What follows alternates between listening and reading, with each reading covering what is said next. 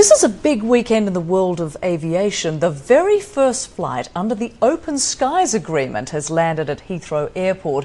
This Continental Airways flight from Newark touched down just a short time ago, and on board that flight was our very own Richard Quest, and he joins us now from Heathrow Airport, fresh off his flight. And a very good morning to you, Richard. So how was the flight?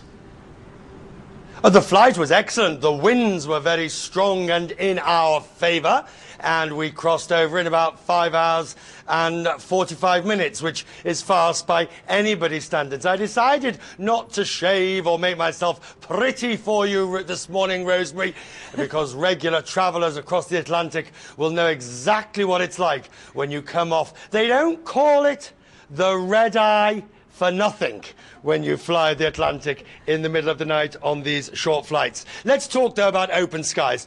When we landed just a short while ago here at Heathrow, we were making history. That's not an exaggeration. We were the first non-Heathrow 4 carrier, United, American, Virgin, BA. We were the first carrier, none of that 4, for more than 3 decades to actually use this airport. The president of Continental is Jeff Smisek. He joins me now. Good morning to you, Mr. Smisek. Good morning, Richard. So, the significance, you paid an enormous amount of money for your right to land here at Heathrow. We did indeed. How much?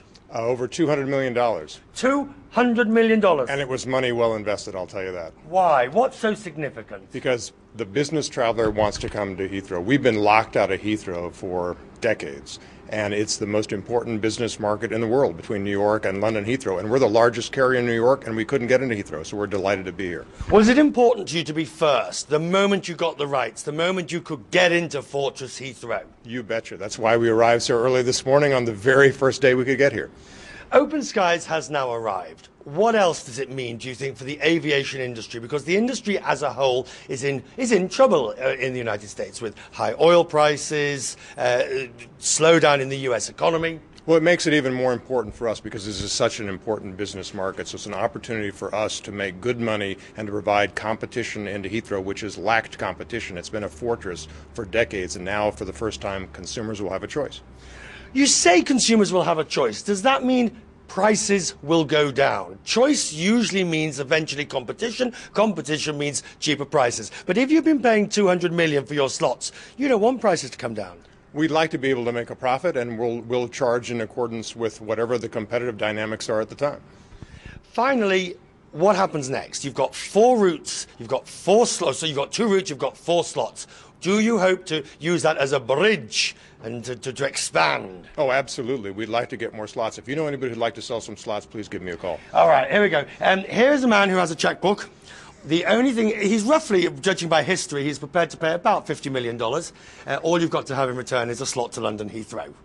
That's correct. A good time slot, though. A good time slot. In other words, he doesn't want to fly at 11 o'clock on a Sunday night. Thank you very much indeed. Thank Jeff Smisek joining us. Now, Rosemary, the promises of Open Skies has been basically more competition and cheaper fares eventually.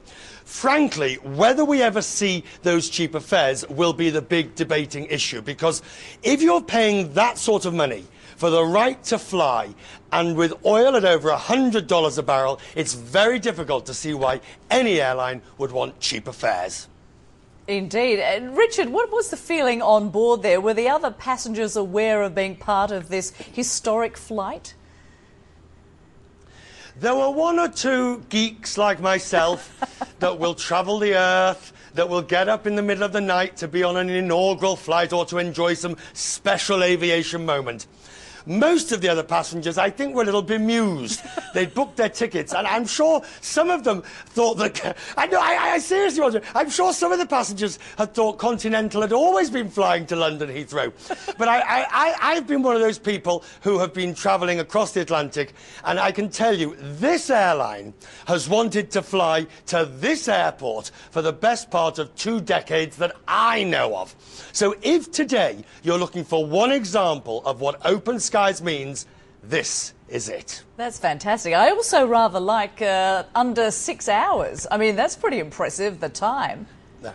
So, all right. Very Richard impressive. Quest. 5 hours 40. Yep, very nice. All right, Richard Quest at Heathrow Airport, thanks so much for that. You'll need some rest now. You better go home to bed. All right.